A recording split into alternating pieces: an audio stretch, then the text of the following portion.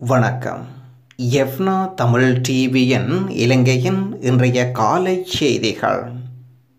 முதலில் இன்றைய செய்திகளின் சுருக்கம்.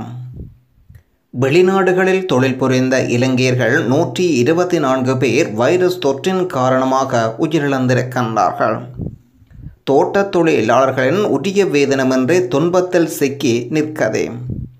சுதந்திர சதுக்கத்தில் நடைபெற்ற போராட்டம். கண்டி மாவட்டத்தில் இலங்கை தொழிலாளர் காங்கிரசின் நிவாரண திட்டம் முன்னெடுப்பு. தலவாக்கல்லை தோட்டத்தில் 97% தடுப்பூசிகள் போடப்பட்டுள்ளது. சிறைச்சாலை கட்டட தொகுதியை மீளமைக்க ஜனாதிபதி பார்வையிட்டுள்ளார்.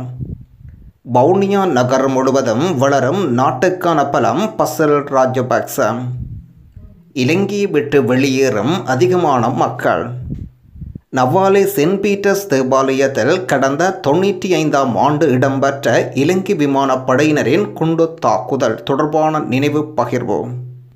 ஆளும் தரப்பிலிருந்து எதிரணிக்கு தாவும் பாராளுமன்ற உறுப்பினர்கள். வெளிநாடு செல்லும் மாணவர்களுக்கு ஃபைசர் தடுப்பூசிகள். போலீசாரின் நடவடிக்கை சரியானது அல்ல நாமல்.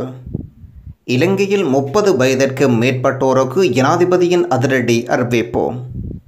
செப்டம்பர் மாதத்துக்கு முன்னர் வைரஸ் தடுப்பூசிகள் வழங்க விரிவான திட்டம்.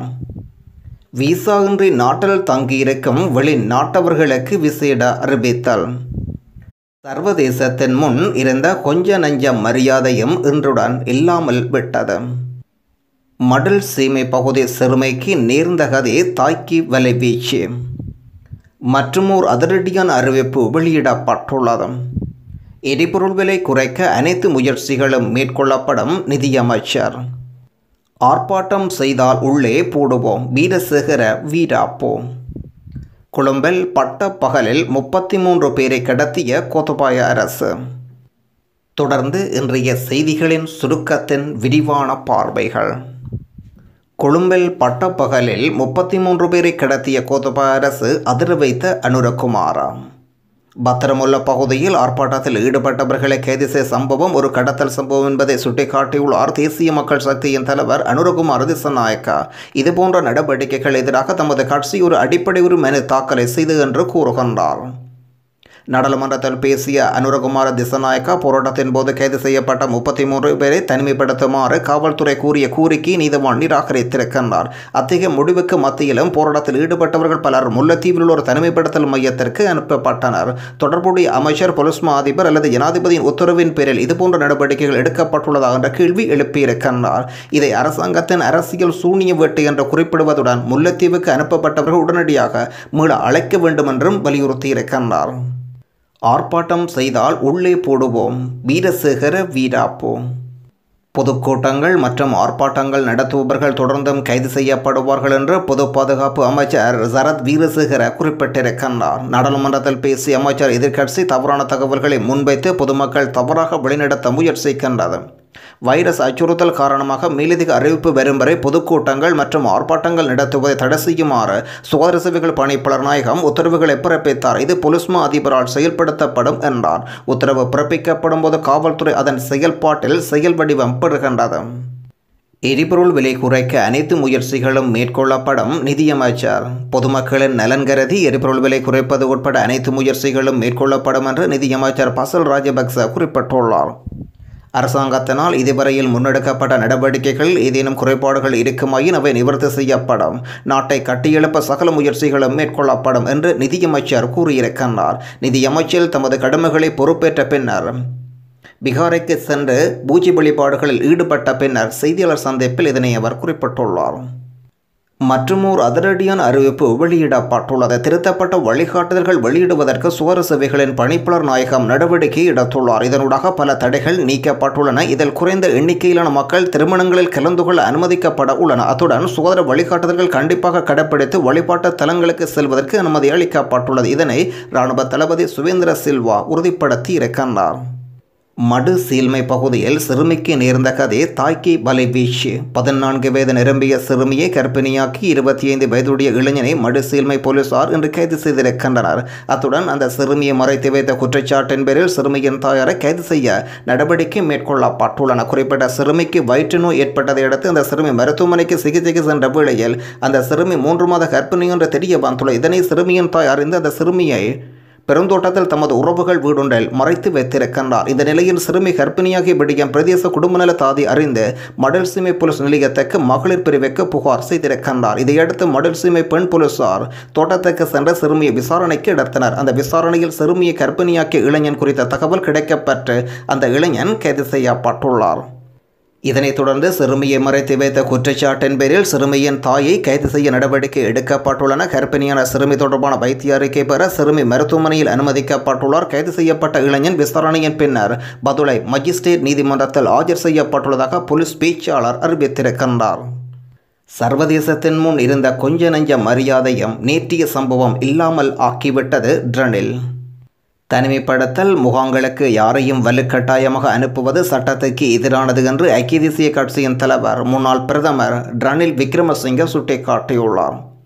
ரணில் தற்பொழுது சட்டங்கள் தனிநபர்களை காரணமின்றி தனிமைப்படுத்த அனுமதிக்காது என்பதை சுட்டிக்காட்டினார். தொழிற்சங்க தலைவர் இது தொடர்பாக ஒரு சட்டம் இல்லை என்றும் அவர் மீண்டும் வலியுறுத்தியிருக்கின்றார். தொழிற்சங்கங்களுடன் பேச்சுவார்த்தை நடத்தவும் காவல்துறை நடவடிக்கை விசாரிக்க ஒரு குழு நியமிக்கவும் நிதி அமைச்சரிடம் அழைப்பு விடுத்திருக்கின்றார். சர்வதேச சமூகத்தின் முன்னுள்ள அனைத்து சாதகமான அம்சங்களும் நேற்றைய சம்பவங்கள் மூலம் கழுவப்படும் என்பதை சுட்டிக்காட்டினார். அமைதியான ஆர்ப்பாட்டங்களுக்கென்ற உரிமை ஒரு அடிப்படை உரிமை என்றும் அவர் குறிப்பிட்டுள்ளார். முல்லைத்தீவில் அல்லது வேறு எந்த இடத்திலும் தனிமைப்படுத்துவதற்கு ஒருவரை கொண்டு செல்ல தனிமைப்படுத்தல் சட்டத்தில் எந்த விதமான ஏற்பாடுகளும் இல்லை. விதிமுறைகள் வகுக்கப்படும் போது அது அடிப்படை உரிமைகளுக்கு ஏற்ப செயல்படுத்தப்பட வேண்டும் என்று வலியுறுத்தியிருக்கின்றார் ரணில் விக்ரமசிங்கே. விசா இன்றி நாட்டில் தங்கியிருக்கும் வெளிநாட்டவர்களுக்கு $500 அபராதம். விசா இன்றி நாட்டில் தங்கியிருக்கும் வெளிநாட்டவர்களிடம் தங்கியிருக்கும் காலத்துக்கான விசா கட்டணத்துக்கு மேலதிகமாக $500 அறவிடுவது உட்பட விசா வழங்க நடைமுறைகள் மறுசீரமைக்கும் குடிவருவோர் ஒழுங்கு விதிகள் நாடாளுமன்றத்தின் அனுமதிக்காக சமர்ப்பிப்பு பாதுகாப்பு அமைச்சர் ஆலோசனையில் இந்த குழுவில் இணக்கம் தெரிவிக்கப்பட்டுள்ளது. குடிவருவோர் குடியகழ்வோர் ஒழுங்கு விதிகளுக்கு அமைய ஜூலை மாதம் 8ஆம் தேதி அனுமதிக்காத நாடாளுமன்றத்தில் சமர்ப்பிக்கப்பட்டுள்ளது.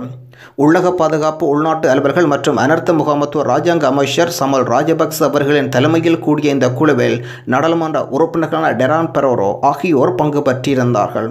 சுற்றுலா விசா கட்டணத்தை அறவிடும் போது தற்பொழுது கடைபிடிக்கப்படும் குழப்பமான முறைக்கு பதிலாக ஒரே கட்டண முறையை அறிமுகப்படுத்துவது, சுற்றுலா விசாவுக்கு வழங்கப்படும் காலத்தை 3 மாதங்களிலிருந்து 9 மாதங்களாக மாற்றுவது உட்பட இதன் மூலம் ஏற்றுக்கொள்ளப்படும் என்ற குடிவரவு திணைக்களத்தின் கட்டுப்பாட்டாளர் அறிவித்திருக்கின்றார். செப்டம்பர் முன்னர் வைரஸ் தடுப்பூசிகள் வழங்க விரிவான திட்டம், பொருளாதாரத்தை வலுப்படுத்தவும் ஜனாதிபதி வலியுறுத்தல்.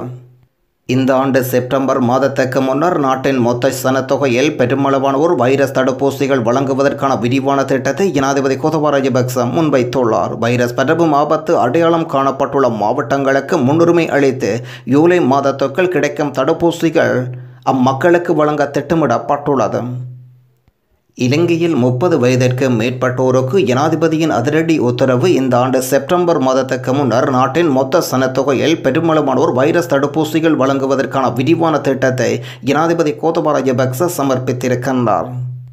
போராட்டக்காரர்களுக்கு எதிராக போலீசாரின் நடவடிக்கை சரியானது அல்ல, அமைச்சர் நாமல் ராஜபக்ச வாய்த்திருந்தார். போராட்டக்காரர்களுக்கு எதிராக போலீசார் மேற்கொண்ட நடவடிக்கை அங்கீகரிக்க முடியாது என்று இளைஞர் விளையாட்டுத்துறை அமைச்சர், டிஜிட்டல் தொழில்நுட்பம் மற்றும் தொழில் முயற்சி அபிவிருத்தி ராஜாங்க அமைச்சர் நாமல் ராஜபக்ச குறிப்பிட்டுள்ளார்.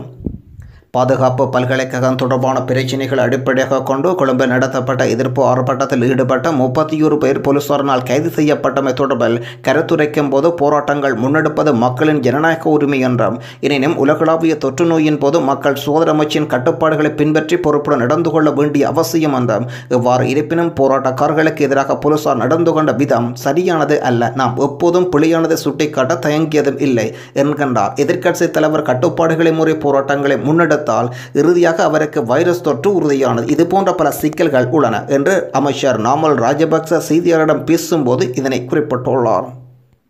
உயர் கல்விக்காக வெளிநாடு செல்லும் மாணவர்களுக்கு ஃபைசர் தடுப்பூசிகள். இலங்கையிலிருந்து உயர் கல்விக்காக வெளிநாடு செல்லும் மாணவர்களுக்கு ஃபைசர் தடுப்பூசிகள் ஏற்ற அரசாங்கம் முடிவு செய்துள்ளதாக இராணுவ தளபதி குறிப்பிட்டுள்ளார். உயர் கல்விக்காக வெளிநாடு செல்ல எதிர்பார்க்கின்ற 1130 மாணவர்களுக்கு ஃபைசர் தடுப்பூசியை பெற்றுக்கொள்ள தமது பெயர்களை பதிவு செய்துள்ளதாக இராணுவ தளபதி குறிப்பிட்டுள்ளார். இதன்படி உயர் கல்விக்காக வெளிநாடு செல்லும் மாணவர்களுக்கு பிரத்யேகமாக ஜூலை மாதம் 2ஆம் தேதி தடுப்பூசி செலுத்த நடவடிக்கை முன்னெடுக்கப்படும் என்று அறிவித்திருக்கின்றார். உயர் கல்விக்காக தமது நாடுகளுக்கு வருவதற்கு முன்னர் தடுப்பூசிகள் ஒரு நாடுகளுக்கு செல்லும் மாணவர்களுக்கு சீனாவின் தடுப்பூசிகள் வழங்கப்படுகின்றது. அதே நேரம் ஃபைசர் தடுப்பூசிகள் தேவைப்படும் நாடுகளுக்கு செல்லும் மாணவர்களுக்கு தற்பொழுது ஃபைசர் தடுப்பூசி செலுத்தப்படுகின்றது. இதனிடையே சீனாவின் தடுப்பூசியை பெற்றுக்கொள்ள 2315 மாணவர்கள் தமது பெயர்களை பதிவு செய்துள்ளனர். எனவே மாணவர்கள் வெளிநாடுகளுக்கு வேலைக்காக செல்லும் நபர்களும் சீனாவின் தடுப்பூசி வழங்கப்படும் என்று அறிவிக்கப்பட்டுள்ளது. இதேவேளை அஸ்ட்ராசெனகா தடுப்பூசி முதல் டோஸ் பெற்றுக்கொண்டவர்களுக்கு 2வது டோஸ் ஃபைசர் தடுப்பூசி இலங்கை அரசாங்கம் பரிந்துரை செய்திருக்கின்றது. ஆளும் தரப்பிலிருந்து எதிரணிக்கு தாவும் பாராளுமன்ற உறுப்பினர்கள் அரசுக்கு காத்திருக்கும் அதிர்ச்சி. ஆளும் பொதுஜன பெரமுனவின் நாடாளுமன்ற உறுப்பினர் ஒருவர் விரைவில் அரசிலிருந்து விலக உள்ளதாக தகவல் வெளியிடப்பட்டுள்ளது. அடுத்த ஓரிரு வாரங்களில் அவர் அரசு தரப்பிலிருந்து விலகி நாடாளுமன்றத்தின் எதிரணி வரிசையில் உட்கார திட்டமிடப்பட்டுள்ளதாக தகவல் வெளியிடப்பட்டுள்ளது. அவர் நாடாளுமன்றத்தின் சுயாதீன உறுப்பினராக செயற்பட திட்டமிடப்பட்டுள்ளதாகவும் ஸ்ரீலங்கா பொதுஜன பெரமுனவின் குழு மோதல்கள் உச்சமடைந்துள்ளதன் எதிரொலியில் இந்த விலகல் இடம்பெற இருக்கின்றது. வரும் வாரம் வரை காத்திருப்போம். யாழ்ப்பாணம் நவாலி சென்ட் பீட்டர்ஸ் தேவாலயத்தில் கடந்த 1995ஆம் ஆண்டு ஜூலை மாதம் 10ஆம் தேதி இலங்கை விமானப்படையினர் நடத்திய குண்டுவீச்சில் இடம்பெயர்ந்த தேவாலயத்தில் தஞ்சம் புகுந்த குழந்தைகள், பெண்கள் உட்பட 147க்கும் அதிகமான பொதுமக்கள் படுகொலை செய்யப்பட்டிருந்தனர். இந்த படுகொலை இன்று நினைவுகூரப்பட்டிருக்கின்றது. இலங்கையை விட்டு வெளியேறும் அதிகமான மக்கள். இலங்கை போலீஸ் ராட்சியமாக மாற்றமடைந்து வருவதாகவும் எதிர்க்கட்சித் தலைவர் சஜித் பிரேமதாச தலைமையிலான ஐக்கிய மக்கள் சக்தியின் நாடாளுமன்ற உறுப்பினர் திசாநாயக்கா அறிவித்திருக்கின்றார். மக்கள் மீதான அடக்குமுறை மற்றும் போலீஸ் அராஜகத்தை அரசாங்கம் உடன் நிறுத்திக் கொள்ள வேண்டும். கோத்தபாய மஹிந்த அரசாங்கம் தோல்வியடைந்து விட்டது என்பதை மூடி மறைப்பதற்காக மக்கள் மத்தியில் எழுகின்ற போராட்டங்கள் எதிர்ப்பை அடக்குமுறையினூடாக கையாள முயற்சிக்கின்றது. அரசியலமைப்பு ஜனநாயகத்தினூடாக கருத்து சுதந்திரத்தை பறிப்பதற்கும் அரசாங்கம் முயற்சிக்கின்றது. போலீஸ் ராட்சியத்தை ஸ்ரீலங்காவில் ஏற்படுத்த அரசாங்கம் இன்று ஈடுபட்டு வருகின்றது. மக்களின் உரிமைகள் வைரஸ் சட்டம் என்று கூறி அவற்றை பறிக்க பார்க்கின்றது. அரசாங்கத்தின் இந்த முயற்சிகளை நாங்கள் வன்மையாக கண்டிக்கின்றோம்.